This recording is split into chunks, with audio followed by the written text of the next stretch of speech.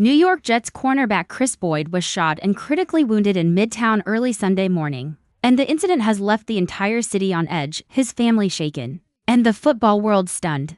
Now, Boyd is fighting for his life at Bellevue Hospital, clinging to every breath as doctors rush to stabilize him. According to both police and team officials who confirmed the severity of the situation, what started as just another late-night moment in Manhattan, a city that never sleeps, a place where thousands walk the brightly lit streets even at odd hours, turned into a nightmare when gunfire broke out on West 38th Street near 7th Avenue just after 2 a.m. The moment was sudden, violent, and chaotic, leaving many unanswered questions, shattered nerves, and a well-known athlete battling for survival. Police were the first to describe what happened, confirming only that a man had been shot in Midtown at that hour. They initially chose not to reveal the victim's identity, and understandably so. Protocol, investigations, and a respect for the victim's family all factor into that hesitation. But within hours, word spread through law enforcement sources who told the Post that the individual struck by gunfire was indeed 29-year-old NFL cornerback Kris Boyd. As speculation grew,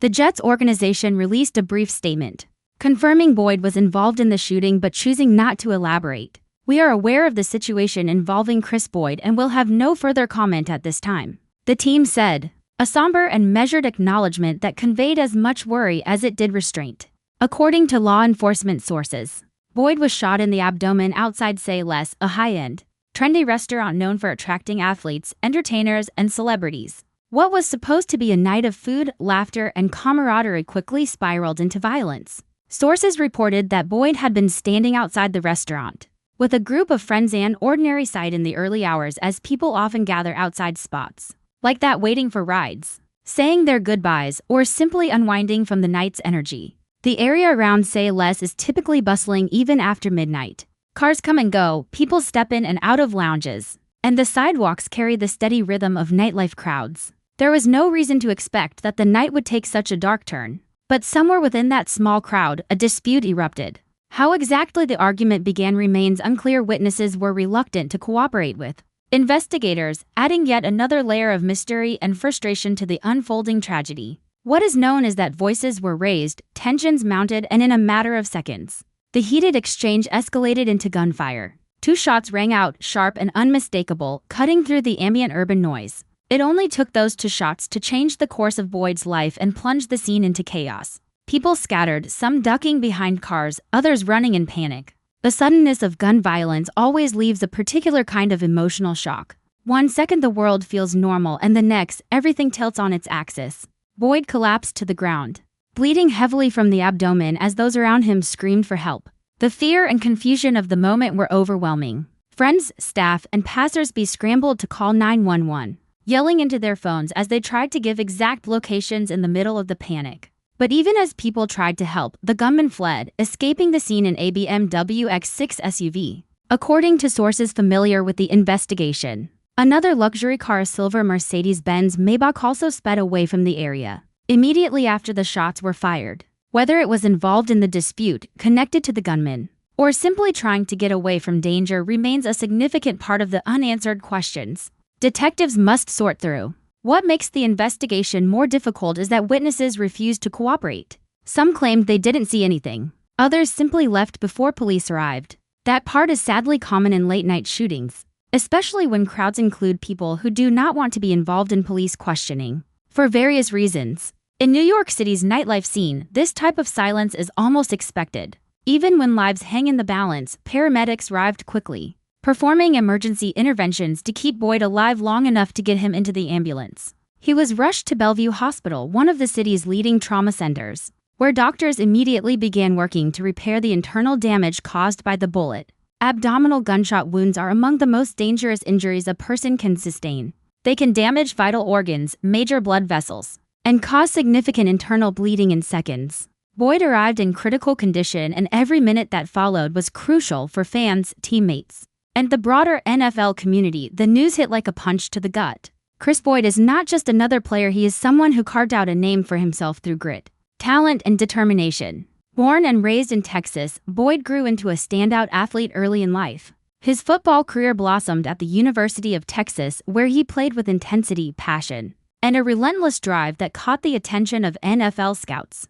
That drive earned him a place in the league, first with the Minnesota Vikings, then eventually with the New York Jets. Over the years, Boyd proved himself not just on the field but also in the locker room, where players described him as loyal, hardworking, and uplifting, someone you could count on during tough moments. And yet, despite everything he has achieved, he now lies in a hospital room surrounded by machines, monitors, and the quiet, tense energy that fills trauma units when a life hangs in the balance. The soundscape inside a hospital at night is completely different from the chaos of a shooting scene. Instead of shouting and running, there are steady beeps, murmured medical instructions, and the heavy silence of family members waiting to hear whether their loved one will survive. Boyd's family, once they were notified, rushed to his side. The worry on their faces was impossible to hide. A mother seeing her son in a hospital bed, tubes and wires attached everywhere, fighting for breath, it's a pain that goes beyond words. A father standing helplessly, wishing he could trade places with his child. Siblings trying to stay strong even when fear threatens to break them. These moments are the quiet tragedies that rarely make headlines, yet they hold the deepest emotional weight. Meanwhile, detectives began reconstructing the events leading up to the shooting. They reviewed surveillance footage from nearby buildings, traffic cameras, and businesses along 7th Avenue. They interviewed employees at Say Less, though most only saw fragments of what happened. They tried to identify the BMW X6 and the silver Maybach, tracing plates, checking city cameras, and comparing footage to databases. But the lack of witness cooperation slowed everything down. Without first-hand accounts, detectives were left to depend heavily on whatever digital evidence they could collect. Back on the Jets' end, players awakened to the news with shock and disbelief. For athletes, teammates become family. They spend more time together than anyone else. Practices, travel, meetings, workouts, film sessions. Hearing that one of their own has been shot is not just disturbing. It shakes the entire emotional foundation of the team. Many players reached out privately to Boyd's family. Others simply prayed, hoping for a miracle. As of now, the Jets have chosen to stay quiet publicly. Part of that decision is rooted in respect for Boyd's privacy, and part of it is due to the ongoing investigation. But behind the scenes, the organization is deeply shaken. As Sunday morning turned into afternoon, word of the shooting rippled throughout the city. Sports fans discussed it on social media. News outlets scrambled to collect details. Those who knew Boyd personally shared posts filled with disbelief, love, and hope. In moments like these, a community forms around tragedy, people unified by worry, by compassion, by the shared hope that the injured person pulls through.